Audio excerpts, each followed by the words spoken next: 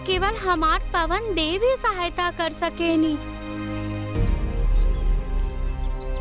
ओम पवन देवाय नमः, ओम पवन देवाय नमः, ओम पवन देवाय नमः, ओम पवन देवाय नमः। अपन नेत्र खोली पुत्र मारुति।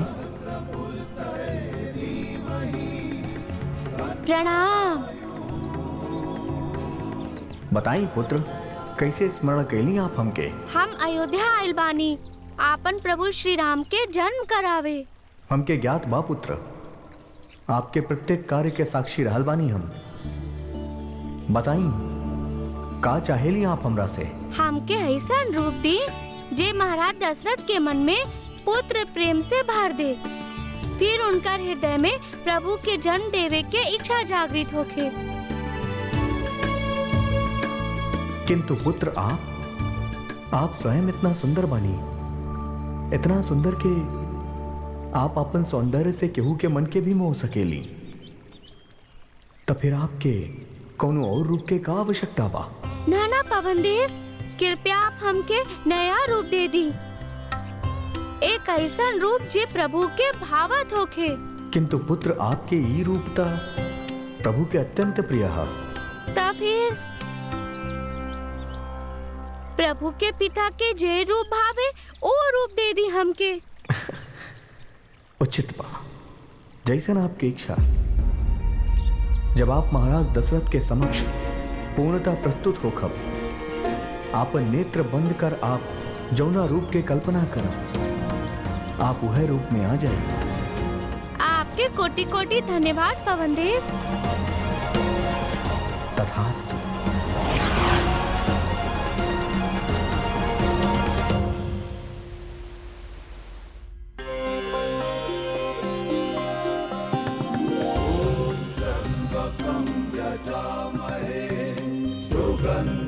पुष्टिवर्धनम् उर्वारुकमिव बन्धना मृत्युर्मोक्षीयमामृता। ओम नमः शिवाय।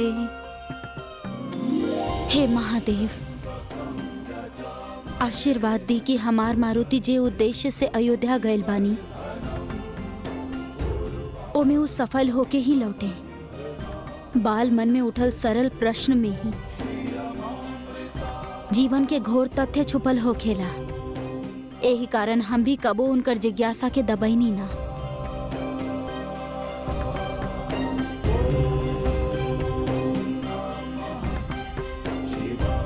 बेलपत्र, सुरीली बेलपत्र ना रखली?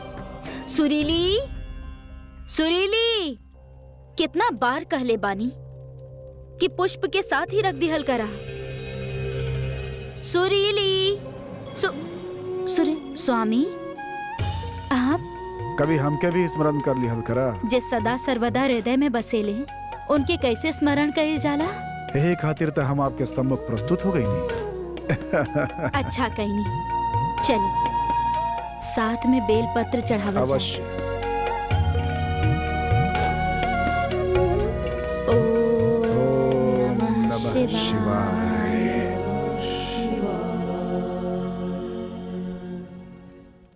प्रिय, का आप जाने नहीं हमने के महल में केहू काहे ना बा, न सैनिकगण, न दास, न दासी। काहे स्वामी? कहे कि हमने के राज्य में एक स्वर्ण मृग आयल बा। कदाचित सब वही के देखे गए बाड़न, आपके चहेती सुरीली भी। स्वामी, ऐसे एकाएक सुमेरु में सोना के मृग देखल, फिर समस्त प्रजा के ओकरा पीछे चल दिया। कहीं कोनो अनिष्टकारी शक्ति के माया तो नहीं खे?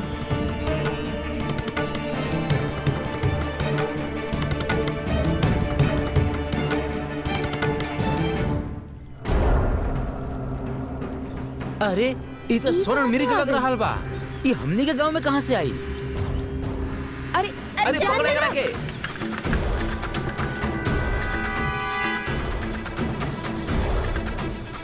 अरे सोना के मृग!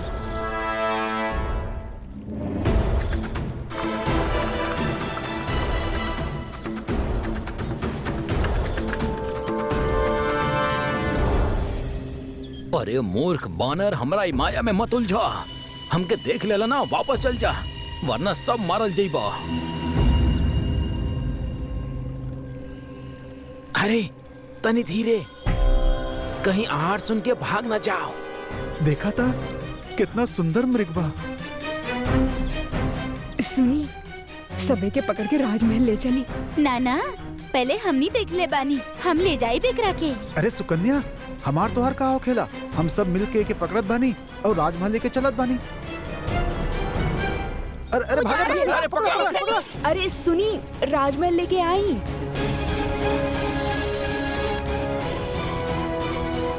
एकनी के इकट्ठा करे के चक्कर में कहीं हम ना मारल जाए। अब यहाँ से भागले अच्छा होगी।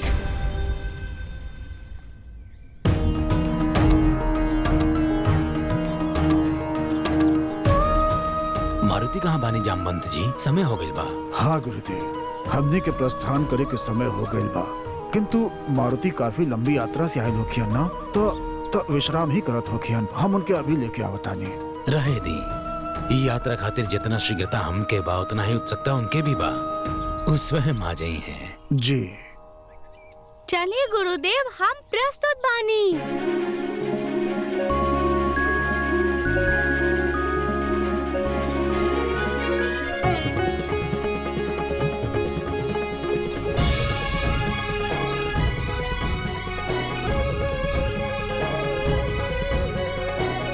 गुरुदेव, हम प्रस्तुत बानी, चली।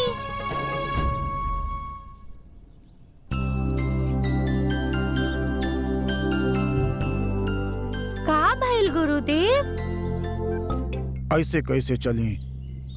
जब तक मारुति न आई हन, हम लोग ना निकलब यहाँ से। काका हमके पहचानी ना, ध्यान से देखी।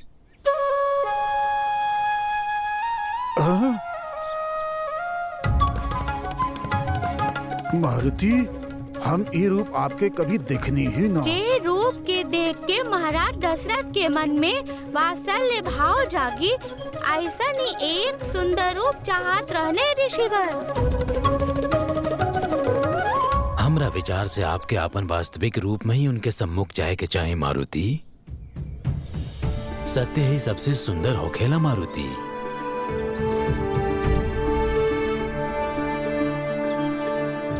हम समझ गए नी ऋषिवर, हम अभी आवत बानी।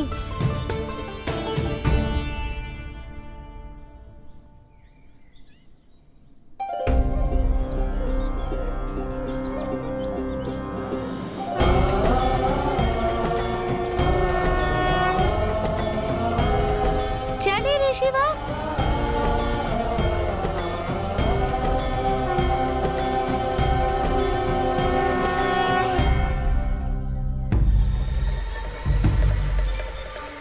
अरे अरे वो देखा, वो पत्थर के पीछे छुप गइल बा।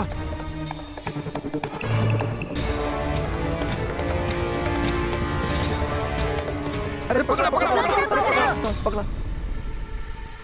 प्राण बचा के भाग ला मारीच। भूल से भी अग्नि के हाथ चढ़ गई ना तो कोनो माया काम ना आई।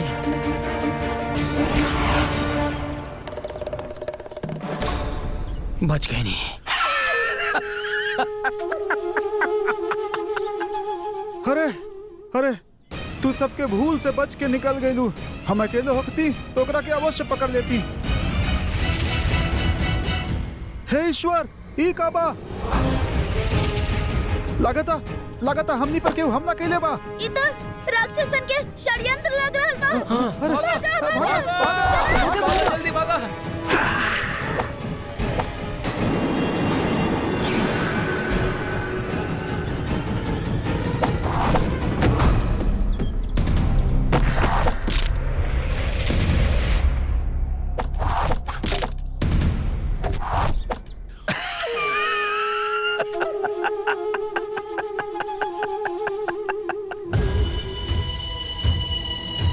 फंस गईला ना हमरा जाल में। हे प्रभु, ये लोग तो किष्किंधा के चारों ओर से घेर ले बाड़न। एक भी बानर जीवित ना बचे के चाहिए। आक्रमण! भागा भागा। हर हर महादेव।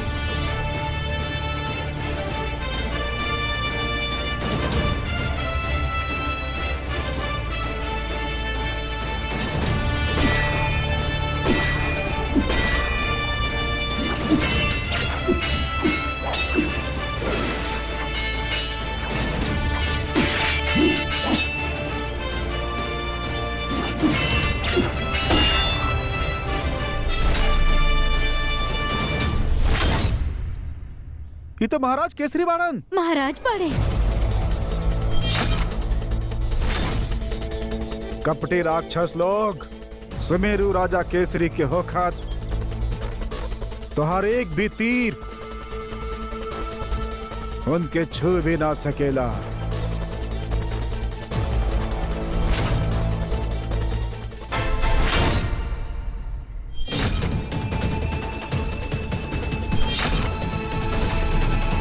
पहले हत्या करब हम तोर और बाद में करब तोर प्रजा के। हम तो अपन काम कर दहली भ्राता सुबाहु। अब देखे के ही बाकी भोला भाला दिखे वाला बानर युद्ध कर पावे लेकिन नहीं। परास्त होके, लज्जित होके यदि ना मरे चाहेला ता आत्मसमर्पण कर दे। काहे कि तोके ना बाभास सुबाहु के शक्ति के। राक्षस और वानरन के बीच में एगो संधि भइल रहे। ना तो हमनी के सीमा लंघबा और ना ही हमनी तोहार। उस संधि के तूड़ के हमार अनुमति के बिना हमार क्षेत्र में घुस के हमार प्रजा पर गुप्त घात कैला तू। ऐसन दंड देव कि कभी स्वप्न में भी ऐसन दुस्साहस ना करवा।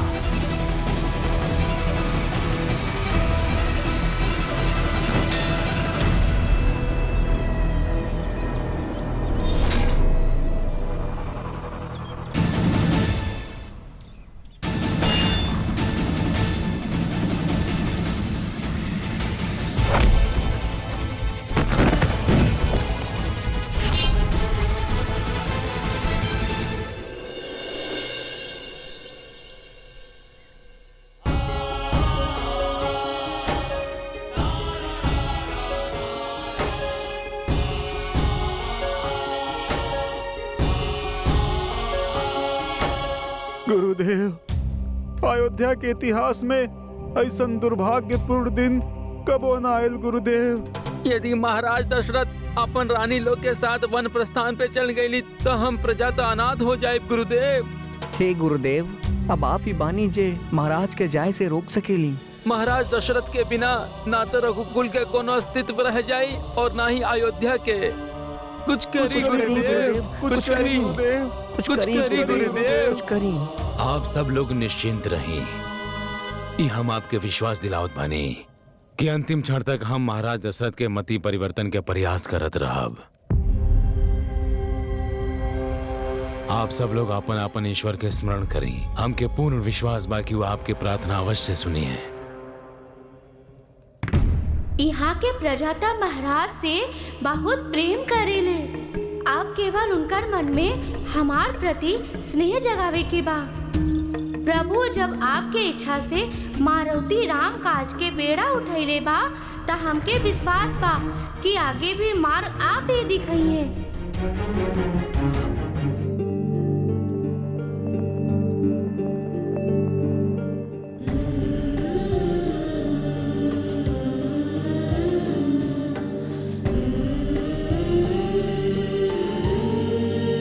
हे इक्ष्वाकु वंशज, हमारा आदरणीय पितृ लोग, आप सबके दशरथ के प्रणाम।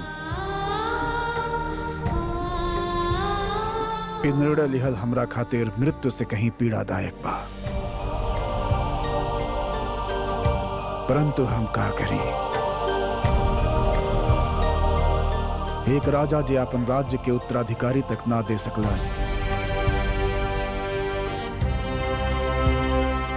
ओकरा पास वानप्रस्थ के अतिरिक्त और कोनो मार्ग ना बचेला। हमार जीवन के सबसे बड़ विडंबना है बा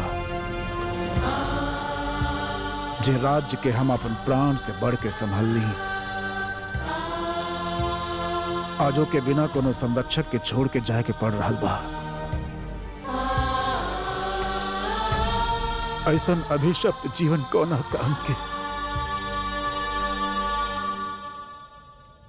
हम आज तक अयोध्या खातिर जौन कुछ भी कहनी ओकर कोनो मोल नहीं खे।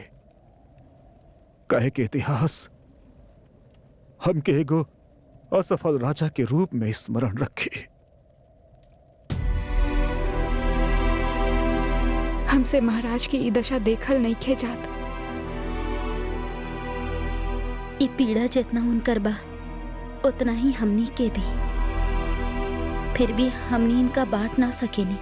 केहू एक के करनी के फल हमनी सबके भोगे पड़ रहा बा। पता नहीं कहाँ के न्याय बा। देवी लोग, हमने के वानप्रस्थ के लिए प्रस्थान करे के बा। हमार अनुपस्थिति में अयोध्या के उत्तरदायित्व गुरु वशिष्ठ के बा। महाराज दशरथ, अभी आपके वनप्रस्थ जाए के समय ना आइल बा।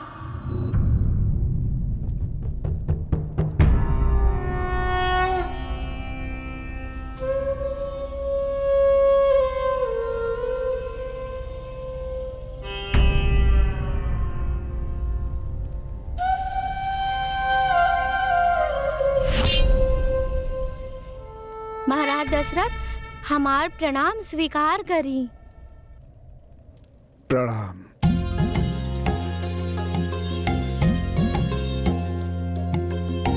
हनुमत जब अयोध्या पहुँचे, राम धाम के दर्शन कीने।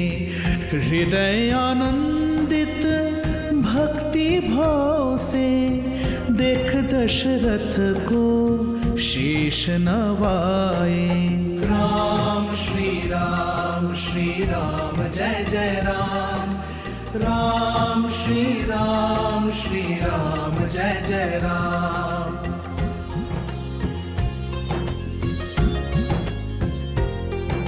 हाथ जोड़ के प्रणाम है कीने, राम पिता की दर्शन कीने।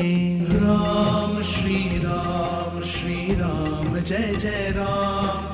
राम श्री राम जय जय राम। राम श्री राम आराध्य के पिता राजा दशरथ, महाराज हम बड़ा दूर से आइल बानी आपके यहाँ।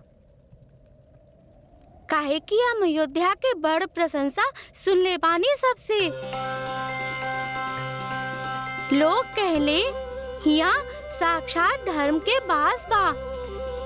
कुछ ऐसन पवित्रता बा ई धरती के। यहाँ बड़ भर ऋषि मुनि आपन आश्रम बनैले बानी।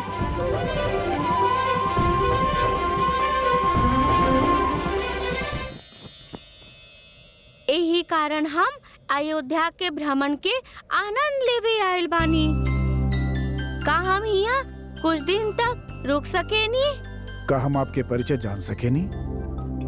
आपके सुमेरु प्रदेश के राजा केसरी पुत्र मारुति।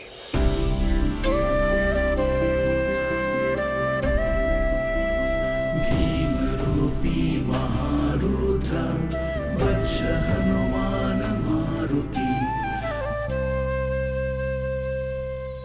प्रणाम गुरुदेव। ऋक्षराज जामवंत जी के दशरथ के साक्षात प्रणाम। अच्छा, तो आप महाराज केसरी के पुत्र बानी। हम उनके विषय में बहुत सुन ले बानी। वो भी हमरा समान अनन्य शिव भक्त बाड़न। और आपके माता देवी अंजनी, उनके गुण के प्रशंसा भी हम बहुत सुन ले बानी, जेकर झलक आपके आचरण में स्पष्ट रूप से दिखाई दे रहा बा।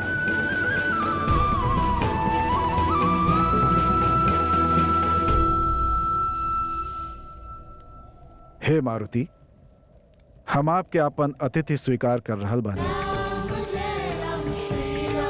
धन्यवाद महाराज। महाराज हमके अतिथि के रूप में स्वीकार कर ले बानी।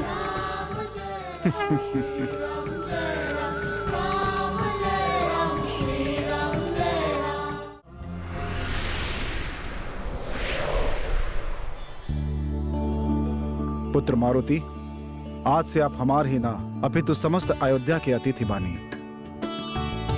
जब तक आपकी इच्छा होखे आप हमार राजमहल में रह सकेनी।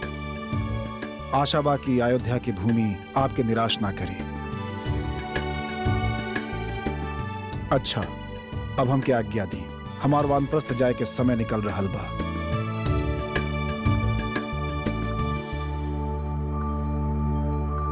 ए उहे रघुकुल के सिंहासन बा ना? हाँ पुत्र।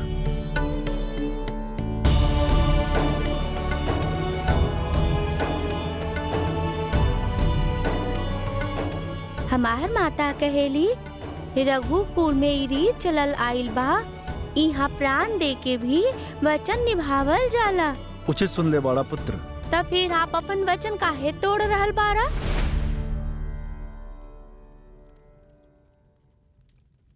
कौने वचन के बात कर रहल बानी आप पुत्र? जब आप ही यहाँ न रहिए तो हमार सेवा के करी? हम के कर अतिथि रहब?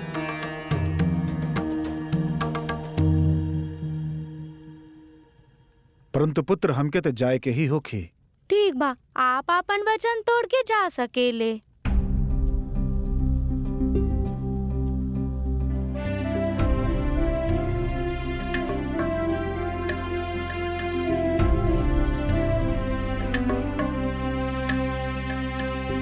पुत्र रुष्ट ना होखी आप। कुमार मारुति उचित कह रहल बाणे महाराज। अतिथि के वचन आप ही देहले बानी त आपके ही निभावे के पड़ी। किंतु गुरुदेव, ही कारण हम वानप्रस्थ के इच्छा त्यागते ना कर सकेली ना? त्याग ना सकीले, किंतु कुछ समय खातिर टाल तो सकीले ना महाराज।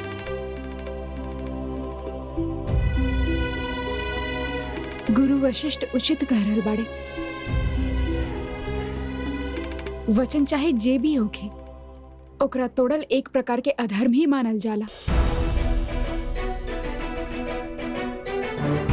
ई त हमनी के सौभाग्य बा कि हमनी के अंजनी पुत्र के अतिथि सत्कार के अवसर मिलल, है ना कैकई? वनप्रस्थ जाल कौनो भी वजह से रुक जाए, हमके उ स्वीकार बा। कहीं महाराज आपके न्यायतर का कहेला?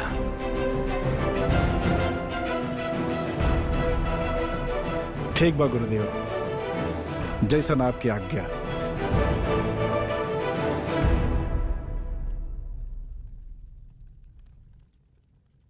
पुत्र, आज से आप रघुकुल के, अयोध्या के और हमनी के अतिथि बानी, और जब तक आप यहाँ बानी हम आपके वचन देतानी, हम अयोध्या छोड़ के ना जाब।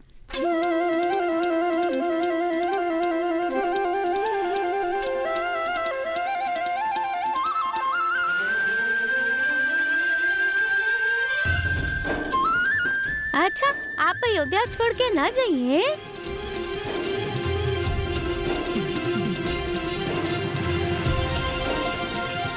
कहीं कौना प्रकार हम आपके सेवा करें? केवल ये आशीर्वाद दी महाराज कि हमारा अयोध्या आवे के उद्देश्य सफल हो जाए।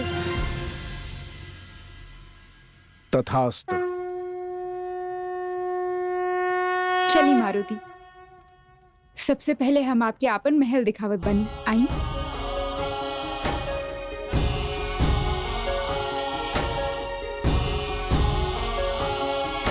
धन्य बा मारुति के भक्ति प्रभु, जौना प्रकार वो श्री राम जन्म में आवे वाला प्रथम बाधा के दूर कइले बा, उ वास्तव में अतुलनीय बा।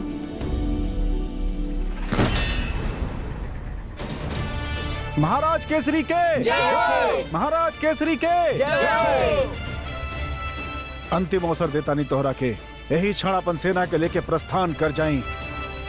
जीवन दान दे दे। ना चाही जीवन दान, मृत्यु चाहे तो राजा केसरी।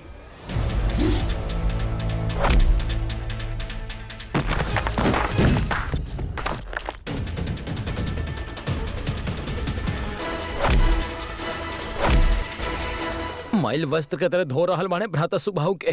भ्राता, हम तो आपके सहायता भी ना कर सकीले, आपके तो ज्ञात बना।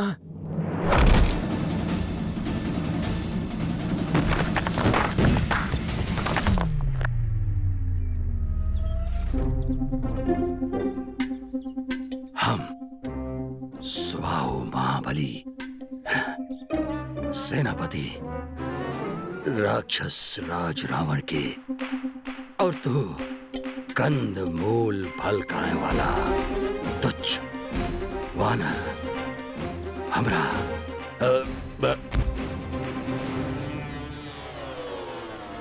क्षमा करी भ्राता, अब हमके निकले क्या होगी, अन्यथा आपके मृत्यु के संदेश राजमाता के जाके दे ही।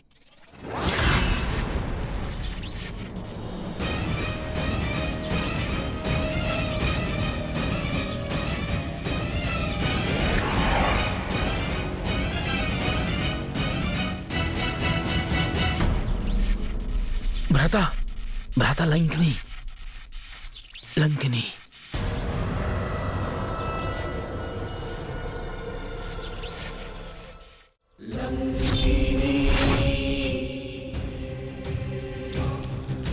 लंकिनी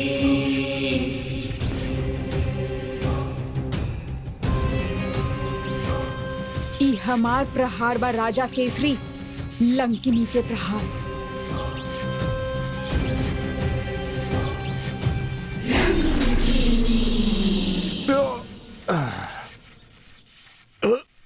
पीछे से आघात कैले बाड़ू तू लंकनी, छल से प्रहार कैले बाड़ू। छल ना राजन, माया बा।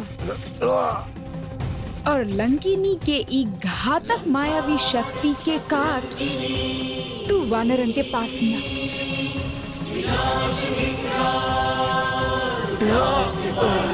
बंदी बना ला सबके। सुमेरु के धरती के आज शमशान भूमि में परिवर्तित कर देव हम।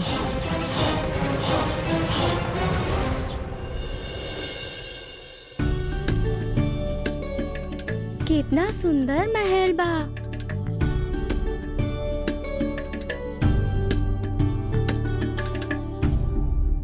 ई का बा?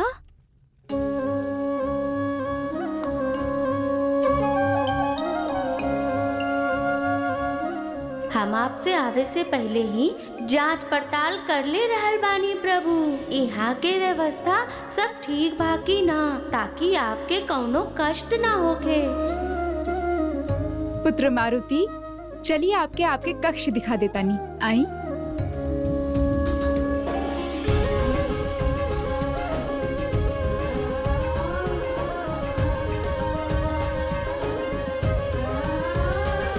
पुत्र मारुति, ई बा आपके कक्ष। अब आप यहाँ पे विश्राम करी, हम आपके खातिर जलपान की व्यवस्था करतानी। धन्यवाद। चल।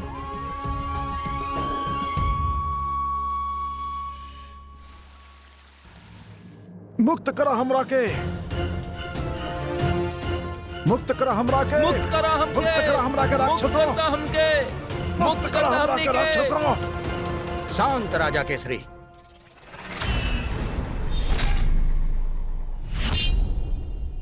अच्छा, अबे बहुत ऊंचा स्वर निकल रहा बा आपके गला से। कुछ समय पूर्व तक धरती पे चादर की तरह फैलल रहनी आप। समाप्त ना भइल रहे युद्ध। भ्राता, भाग्य अच्छा रहे आपके कि लंकिनी आ गई, अन्यथा। का चाहेले आप लोग हमनी से?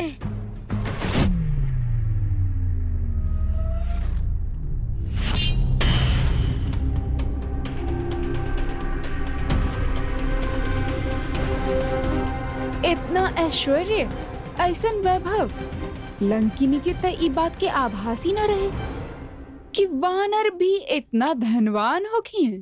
तो राक्षसन के स्थिति इतना दयनीय हो गइल बा कि लूटपाट पे उतर गइल बाड़े। वन में रहे वाला वानर स्वर्ण महल में कब से रहे लगले? दे देलू ना अपन असली सोच के परिचय। अर्थात इहे बा राक्षसी प्रवृत्ति जे केहू के विकास देख ही ना सकेले। हम तो अधिक समय तक आपकी जीवित भी ना देख सकेनी महारानी। विनाश होखी, वानरन के विनाश। सब के सब मरिए आज।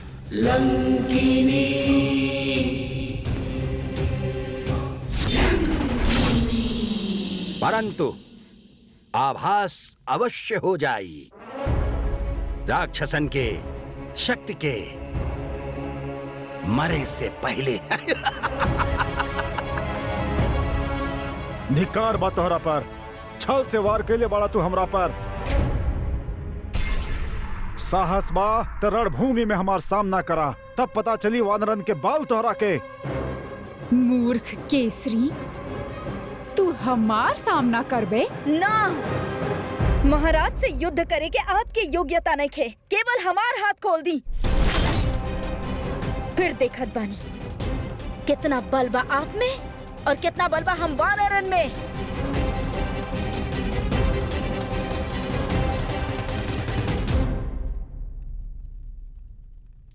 देवी अंजनी, हम सुन ले बानी आपके एगो पुत्र भी बा। वो कहीं दिखाई ना दे रहल। यदि इनकर पुत्र इनकरे समान तेजस्वी भइल तो समस्या हो जाई। अपन अशुद्ध मुख से हमार पुत्र के नाम मत ली आप। ठीक बा, ना लेत बा। वैसे भी माता पिता के मृत्यु शोक ही पुत्र के प्राण ले ली। लंकनी!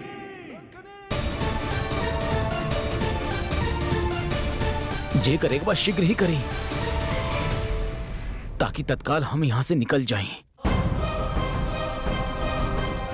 मरे खातिर प्रस्तुत हो जा।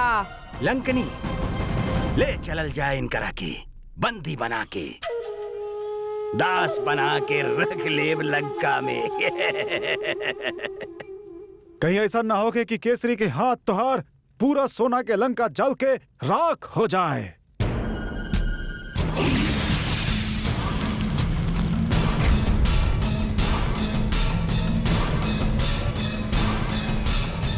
ई हमनी के लंका जलावे के चाहत रहले ना,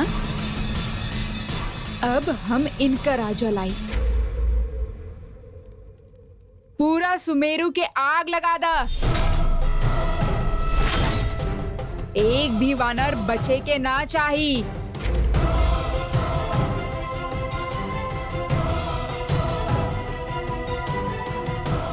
आज जहाँ ई तहार महल खड़ा बाना, कल यहाँ राख के ढेर होगी। आपन ईश्वर के स्मरण कर ला, काहे कि अंतिम संस्कार के समय आ गई बा।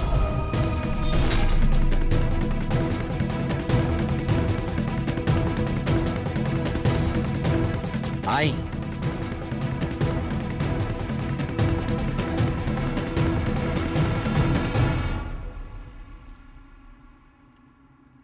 का भइल प्रभु, आप इतना गंभीर मुद्रा काहे बनी ले बानी? और जौना वेग से आप चल रहल बानी, हमके बहुत चिंता हो रहल बा प्रभु। जामवन काका, आप समझ न रहल बाड़े, हमार ऊपर कैसन गुरु भार बाड़े।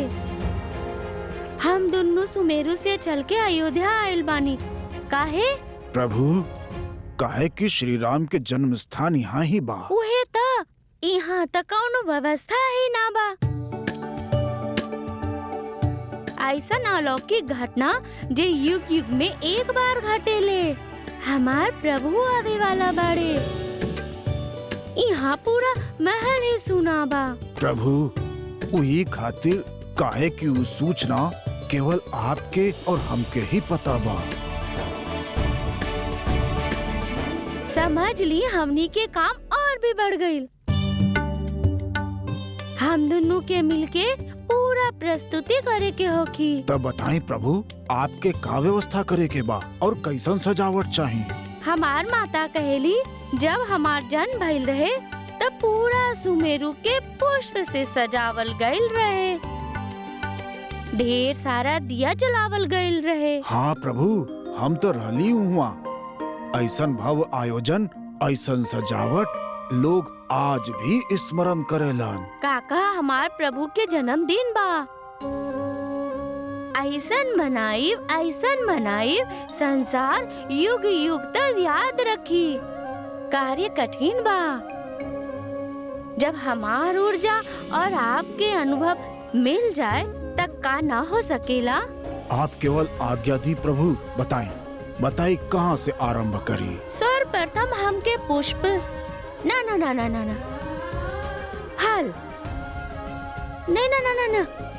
मिष्ठान। माता ही रहती त ई समस्या के हल यूं निकल जात। सब पता बा उनके। मुक्त करी। अब हमनी के केहू नहीं के बचा सकत। ये राक्षस हमनी के हत्या करके ही रही हन। मती मारी गए रहे जोन उम्र के पीछे भागनी हमनी। महाराज कुछ करी महाराज, ना तो कुछ ही देर में हम सब ये जल के भस्म हो जाए महाराज। केहू के कुछ ना होके देव हम। ये राक्षसन के मायावी विद्या बा स्वामी, जेकर काठ नहीं के हमनी के पास। अच्छा भैल देवी, आज मारुति यहाँ ना बाड़न, ना तो अनर्थ हो जात। मारुति ऐसा मत बोली स्वामी, आपके मनोबल टूट जाही। हम सबके विश्वास दिलावत बानी कि केहू के कुछ न होखी। ये अग्नि से केवल पवन देव हमनी के रक्षा कर सकेले। ओम पवन देवाय नमः। ओम पवन देवाय नमः। ओम पवन देवाय नमः। ओम पवन देवाय नमः। ओम पवन देवाय नमः।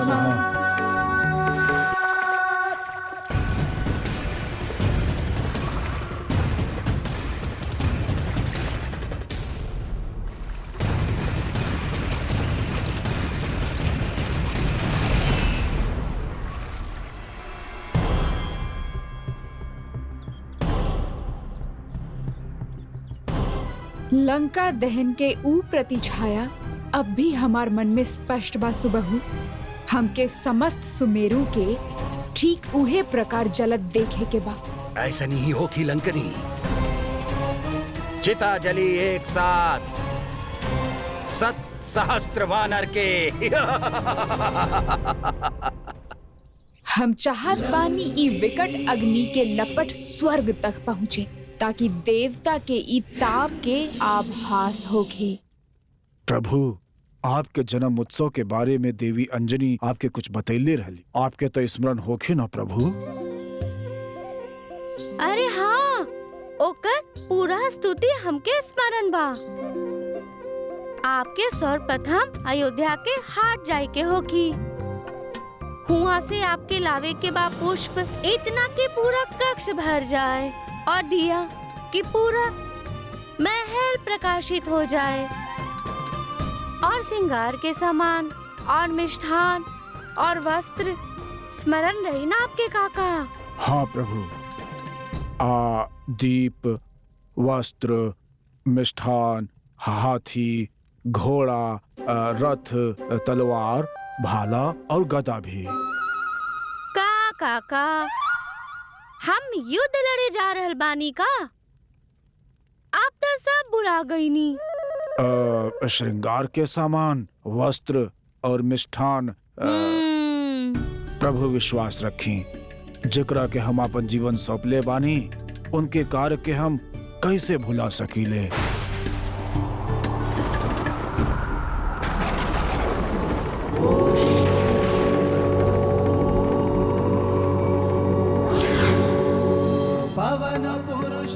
प्रणाम पवन देव। प्रणाम। आप एजा? पुत्र, सुमेरु पे गंभीर संकट छायल बा पुत्र। कैसन संकट पवन देव?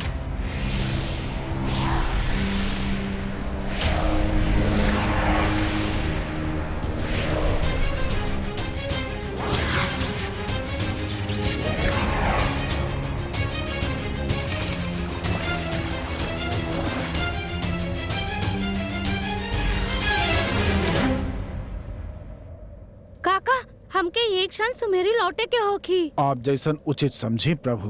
तारा लौटे तक तो वो दुष्ट सुमेरु के विनाश कर चुकल हुई है पुत्र। सुमेरु के कुछ ना होगी पवन देव। हमार रहते हमार माता पिता के केहू हानि ना पहुंचा सकत। ऐसा संभव ना बा।